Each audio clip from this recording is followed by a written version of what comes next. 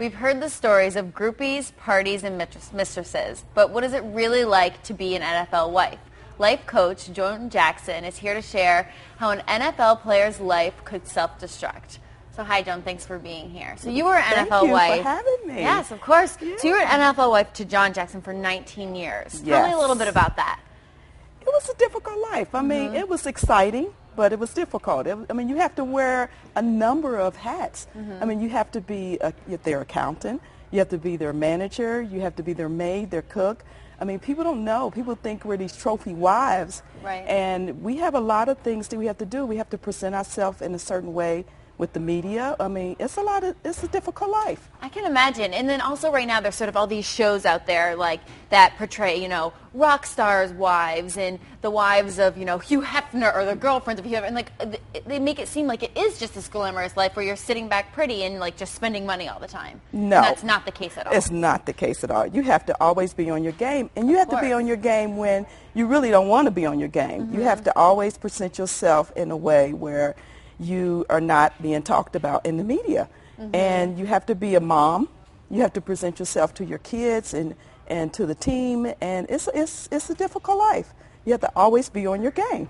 Absolutely. So tell me a little bit. So we were actually talking about this before a little bit ago and saying, you know, I was wondering, does this just apply sort of to NFL wives? Like, is this something that comes with power in general, sort of the power that men in the NFL have? Absolutely. It does. I found that out in life coaching. At first, I was just in this world of NFL believing that it's just only the athletes and the athletes' wives that deal with this. But it's really, I mean, it could be a CEO of a company. It could be someone that just really have, it's just entertainer, in an entertainer lifestyle. So, no, it's not just the NFL that's being affected by this. Because some people even ask me that because my fiance and I were on a TV show and, you know, he's very attractive and people will say, well, you know, women will say, what are you going to do? All these women are going to be throwing themselves at him. So, you know, this is something that's very interesting to me on a personal level. So I guess tell me a little bit about, you know, when you get sort of into these situations, do you know what you're getting into as an NFL wife? Or is it sort of a shock once you get into the life? Well, in my case, Ali, it was, we were married young. And I actually didn't know what I was getting into. But as we walked through it, I found out that you have to be yourself. You have to know who yourself is. You have to know who you are in it. And you can't live behind them because you get lost in it. And so that's when you get intimidated by the groupies. You get intimidated by that lifestyle. So all that lifestyle is true. Like there really are the groupies and all those things we hear about. Oh, absolutely. You have, I mean, not only groupies. I mean, people will come at you with different business adventures. I mean, it's a lot of things distractions that come across to, you know, come at your life. Absolutely. And I heard you just say sort of you don't want to lose yourself in the relationship. So what do you suggest that you do so you don't lose yourself in the relationship? You really need to find out who you are in that situation and get you some hobbies, get you a profession, continue your education. I mean, really get into knowing who you are and get something exciting going on for your life.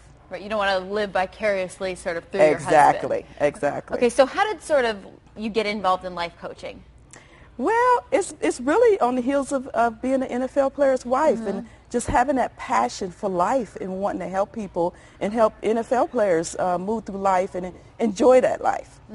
So where does your sort of life coaching begin? Where, like, do you sort of just talk to the couples? Do you have, like, couple sessions, or you just talk to the wives, or keep it separate? Actually, you could do both. I can actually do one-on-one with the athlete or one-on-one with someone or the wife, or we could do couples coaching.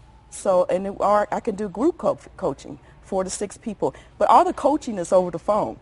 It's not one-on-one. It's over the phone. So it's really great. I mean, you could just call in on an hour, and you have a specific hour in a specific day, and that's where the coaching takes place. So you have a new book coming out actually in March, and it's called The Playbook, Helping You Find Yourself After Life Fumbles. Yes. And so tell us a little bit about that book. Well, it's the memoir of my life, and it really shows, and it makes you feel more comfortable about being more transparent about what's going on in your life.